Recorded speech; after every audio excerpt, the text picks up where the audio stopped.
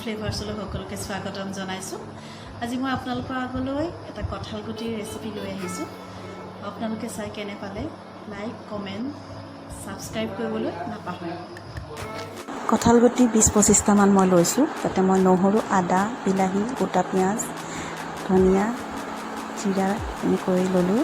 তো এখন কেৰাহীত মই 2 চামুচ মিঠাতেল দিলোঁ। তাতে গোটা ধনিয়া, গোটা জিৰা, পিঁয়াজ টুকুৰাকৈ কাটি দিলোঁ। তাতে মই নহৰু গোটাকৈ দিছোঁ। আদাৰো সৰু সৰুকৈ কাটি পেলাই দিছোঁ। তাতে আৰু জলকীয়াও দিলোঁ। দি সেইখিনি মই প্ৰথমে অকণমান ফ্ৰাই কৰি ল'লোঁ। তাৰপাছত তাতে মই বিলাহী, কাজু আৰু বাদামখিনি মই তেলতে দি দিলোঁ।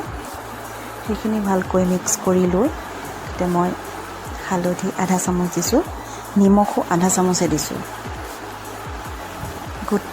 জিৰা পাউডাৰ অকণমান দিলোঁ আৰু কাশ্মীৰী মিৰ্চ অকণমান দিলোঁ। সকলোখিনি ভালকৈ মিক্সিং কৰিলোঁ। কৰি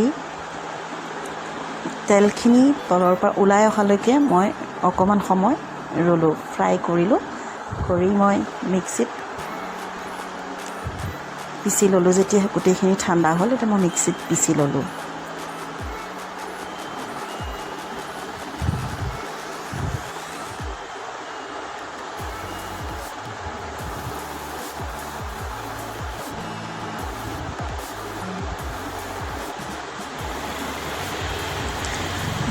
সেই কেৰাহীখনতে মই অকণমান বাটাৰ দিলোঁ।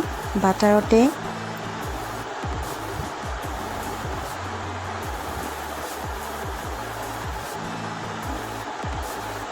ইলাচি, দালচেনি, লং দিলোঁ।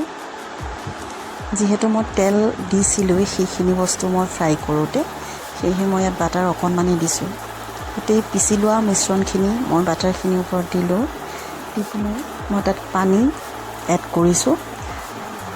আপোনালোকৰ মানে যিখিনি আপোনালোকে বিচাৰে, যিমান গ্ৰেভি কৰোঁ সিমান গ্ৰেভি অনুপাতে আপোনালোকে তাত পানী দিব পাৰে। মই ইয়াত 2 বাটি পানী দিছোঁ। পানীখিনি দি মই অকণমান লৰাই উতলালোঁ। উতল অহাৰ পাছত মই তাতে বইল কঁঠাল গুটিকেইটা দি দিলোঁ। কঁঠাল গুটিকেইটা অকণমান বইল কাৰণে বেছি দেৰি এই গ্ৰেভিটোত মানে আমি উতলটো জাষ্ট আহিলেও হ'ব। অহাৰ পাছতে তাতে আমি কচুৰি মেথি 2 চামুচ দিছোঁ মই। আপোনালোকৰ যদি আৰু অলপ দিবলৈ মন যায় তেনেহ'লে আপোনালোকে দিব পাৰে। কচুৰি মেথিটো দিলে ভাল হয়, সোৱাদ হয়, গোন্ধটো খুব ধুনীয়া আহে। এয়া ৰেডি হৈ গ'ল কঁঠালগুটি গ্ৰেভি। এই গ্ৰেভিটো আপোনালোকে ভাতৰ লগতো খাব পাৰে বা লুচি, ৰুটি যিহৰ লগত খাওঁ বুলি কয় খাব পাৰে। ধন্যবাদ।